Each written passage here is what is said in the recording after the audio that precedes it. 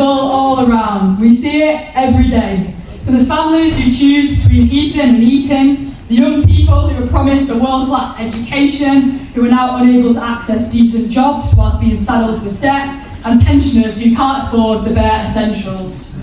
As we know, this is a symptom of a system which rewards wealth and punishes the poor, a system which sole aims to reserve privilege and status quo and not to challenge it, one that puts profit and the bottom line before people.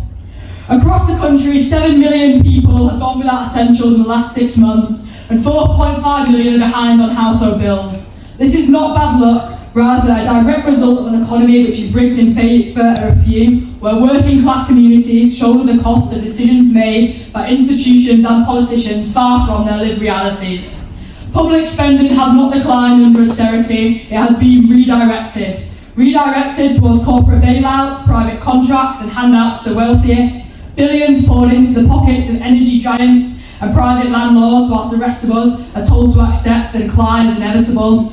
The government is making a political choice to underfund councils such as Coventry, where I'm elected, just as the Labour-led council is making a political choice to make cuts to the voluntary sector services, local libraries and to strike break in Birmingham. But whilst Westminster and the establishment deliberates, seeking to make liberal concessions in the name of preserving capital, we can organise, we can start to redistribute the power to those who are powerless and give voice to the voiceless, work to elevate political consciousness right here in our communities across the country. Because real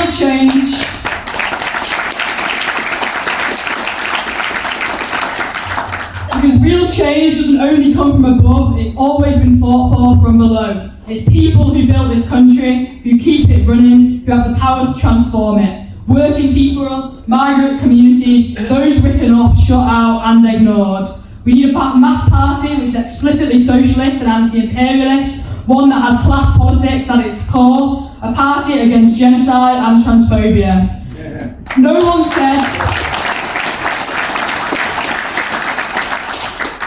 one said setting up a new political party would be easy, and it definitely has not been smooth sailing. But those who have signed up know that it is necessary. We all are attempting to do something which has not been achieved in British history in over a century, to set up a genuine working class party to challenge the establishment. It is going to be a long-term project, and despite the difficulties, I still believe it remains the best chance in my lifetime of seeing a socialist party in government.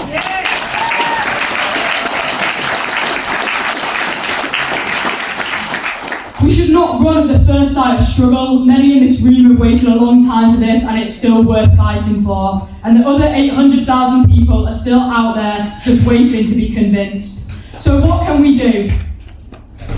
We hold those in power, whoever they may be, I'm not sure a lot of us know, to account.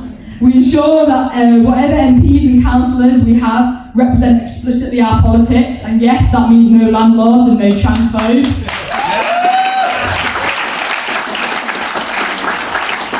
We put pressure on conference this weekend to make it as democratic as possible, speaking up when it's not and working to ensure every member gets a voice and the ability to shape our party's future. At this point, it's worth recognising how inaccessible this conference has been to many, either financially or through the accessibility needs which weren't met or accommodated. So when opportunities arise this weekend, put your ideas forward, put yourselves forward for positions, elections and leadership roles in the future, because this is our party and it needs to be built from the ground up. We all have work to do, because right now should not only be about building something which lasts, but something rooted in our communities and in the struggles of working people. Zarah has been fighting from the start to make sure that members can shape what the party becomes, but that fight has not been won. We all need to join and lead the fight here in Liverpool this weekend and create a party which prioritises fight for collective leadership, a people's whip, an executive that is member-led, not led by MPs, and autonomy for your party Wales and Scotland. Yeah.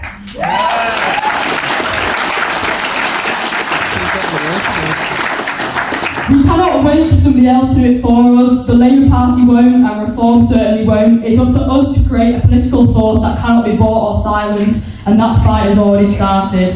Once this weekend is over, it means we continue organising in tenants' unions, workplaces and local campaigns, connecting the dots between climate emergency, the cost of living and war, because they're all products of the same rotten system. We also need to build the confidence of people in our communities that we are able to take the power back. That means having difficult conversations with those closest to us, our families, neighbours and colleagues, those who have never voted or engaged in politics, those who are susceptible to the rise of reform and misinformation our media class peddles. And when we do engage people in our movement and bring them to meetings, we should ensure we give them a chance to speak, share their ideas and own experiences, whilst also creating spaces to gently challenge when necessary. No one knows inequality and injustice better than those living through it, and we who have experienced it always have more in common than what divides us. It's our responsibility